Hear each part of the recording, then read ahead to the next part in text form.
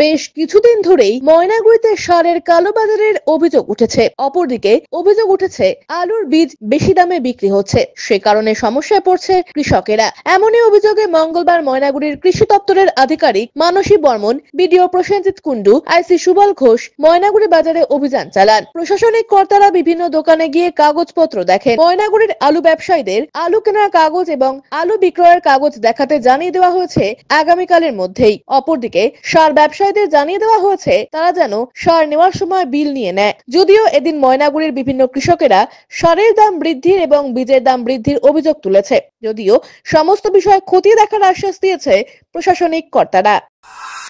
সার নিলাম 10 ছাব্বিশ। কয় বস্তা? 2 বস্তা, মানে 100 কেজি।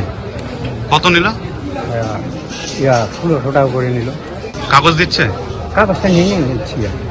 এখনো দেয়নি আপনাকে? হ্যাঁ, এখনই তো দাঁড়াইছি কাগজটা। আমি দাম বললাম যে পাইনরের বীজটা কত। হ্যাঁ, বললো যে 900 টাকা কেজি। হ্যাঁ। আমি বললাম যে খুলে দিবেন 4 কেজির মধ্যে 2 কেজি। ওটা হবে না। তার মধ্যে প্যাকেটটা 2708 টাকা না কত প্রিন্ট আছে। আমার কাছে চাইলো 3600, মানে প্রিন্ট রেটের থেকেও বেশি চাইছে। তো আমি বললাম দোকানদারকে যে প্রিন্ট তো আছে 2708 টাকা, আপনি কি করে বেশি চাইলেন?